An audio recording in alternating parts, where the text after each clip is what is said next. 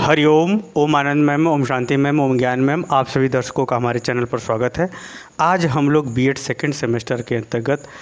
प्रणाली उपागम के सिद्धांत के विषय में अध्ययन करेंगे। प्रणाली उपागम का सिद्धांत कहिए या शैक्षिक प्रशासन का सिद्धांत कहिए, यानी शिक्षा को किस प्रकार से लागू करना चाहिए कि ताकि सबका सर्वांगीण विकास हो सके या सबके व्यक्तित्व को स्वतंत्रता प्रदान करते हुए विकास के अवसर उपलब्ध कराए जा सके। इसके विषय में हम लोग आज अध्ययन करेंगे।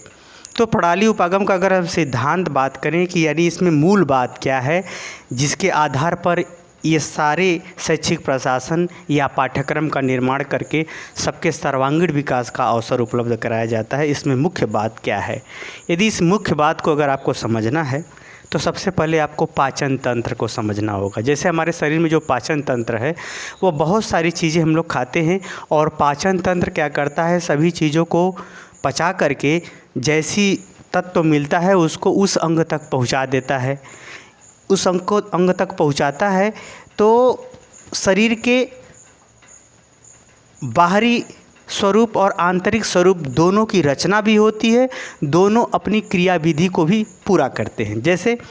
जो शरीर का जो बाहरी स्ट्रक्चर है वह हार्डवेयर है, शरीर के जो आंतरिक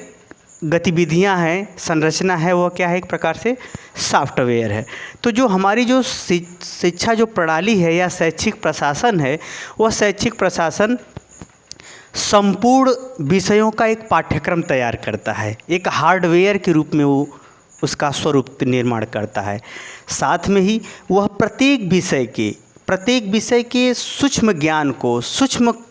व्यवहार को, सूक्ष्म खोज को और सूक्ष्म ज्ञान को, सूक्ष्म जानकारी को वह देने का भी प्रयास करता है,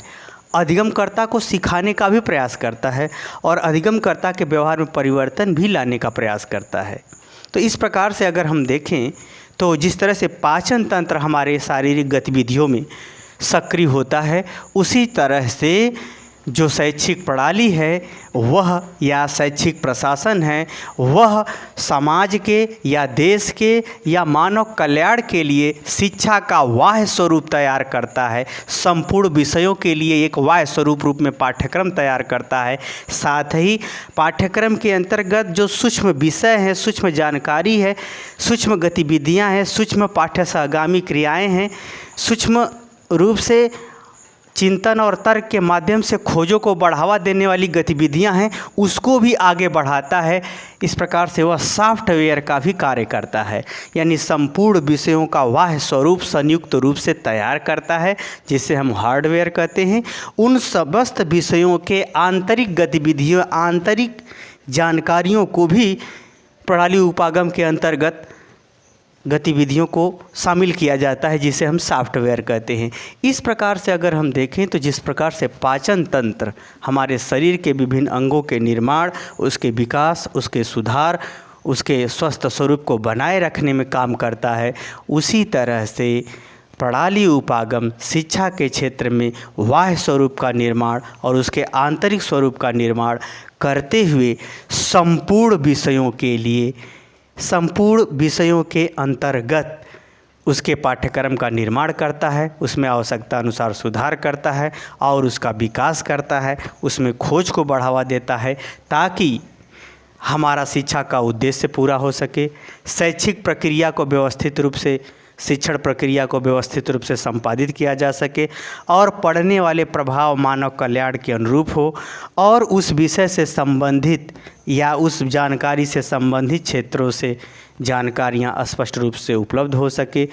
सके ताकि सभी लोगों को व्यक्तिगत रूप से विकास करते हुए एक सूत्र में, राष्ट्रीयता के सूत्र में या मानव कल्याण के सूत्र में पिरोते हुए उसके व्यक्तित्व के विकास का अवसर पर्याप्त रूप से मिल सके। तो इस प्रकार से अगर हम प्रणाली उपागम की बात करें तो प्रणाली उपागम का जो मेन सिद्धांत होता है, जैसे पाचन तंत्र का सिद्धांत होता है, उसी तरह से शिक्षा के क्षेत्र में प्रणाली उपागम एक निश्चित सिद्धांत के अनुसार उसके बाह्य संरचना और आंतरिक संरचना का निर्माण करते हुए ज्ञान को विस्तृत, व्यापक, गहन, सबके लिए ग्राह्य एवं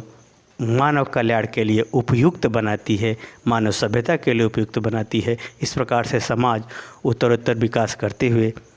ज्ञान के माध्यम से अपने प्रत्येक क्षेत्र में सफलता और चुनौतियों का सामना करते हुए